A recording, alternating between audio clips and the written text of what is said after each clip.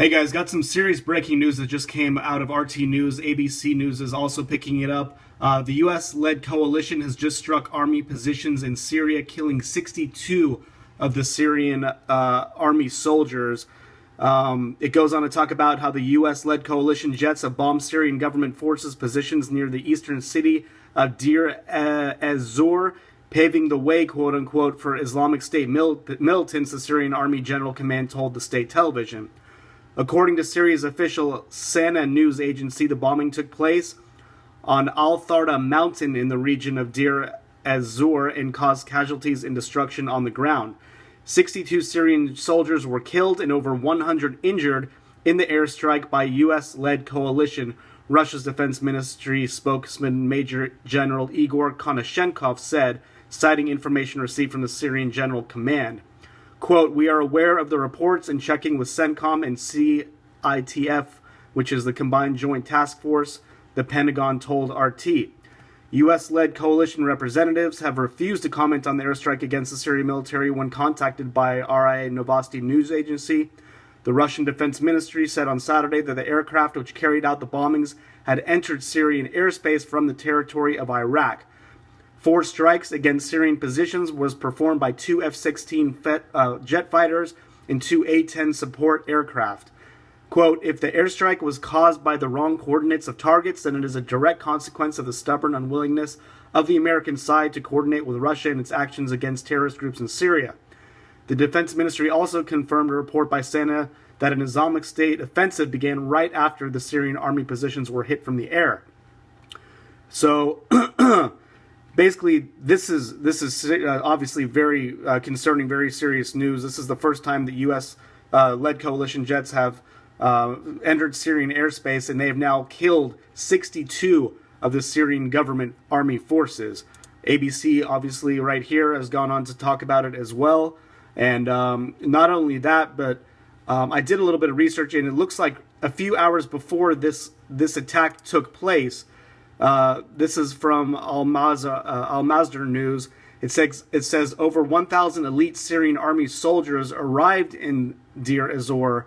So basically, a few hours before 1,000 Syrian soldiers who were training entered the exact same territory, the U.S. coalition forces went in and bombed this mountain and have now killed 62 Syrian soldiers. This could be pretext for World War III easily.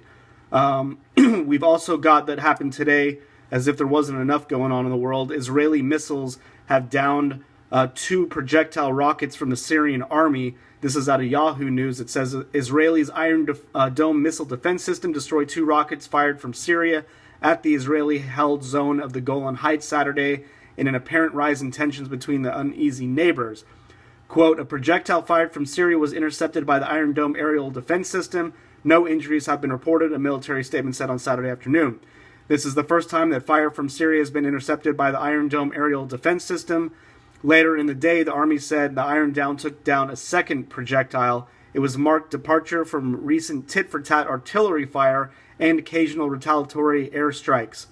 Israel deployed batteries on its northern flank as a precautionary measure after a 2015 airstrike against Lebanese Shiite Hezbollah groups forces in Syria. So there's been about 5 runs by the Israeli Air Force targeting Syrian positions in the past week and a half or so. There was also claims that the Syrian army shot down an Israeli jet along with a drone, but the Israeli army and news agencies have denied that. I haven't really seen anything to back that up, but nonetheless, this also came out of World Israel News. I haven't verified this either. It says Russia has given Syria the green light to shoot down Israeli planes.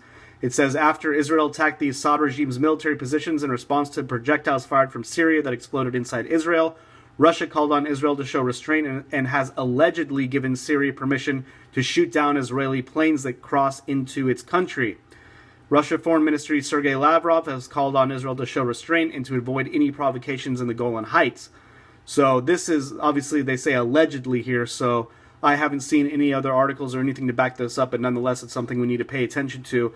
But the most important thing that is happening right now that we need to keep our eye on is what is happening in Syria.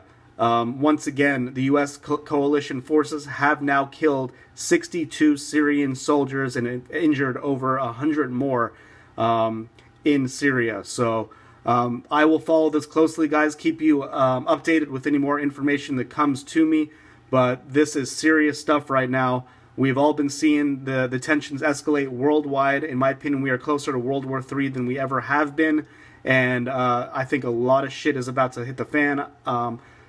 I still think the elections are going to be canceled due to some sort of event such as this. And Obama is going to stay in office and declare some sort of state of emergency.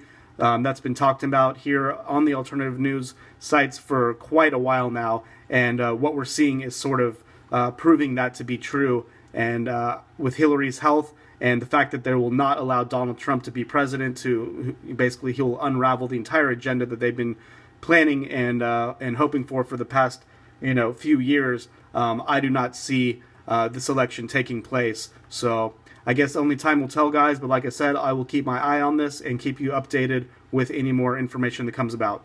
Take care. I'll see you in my next video.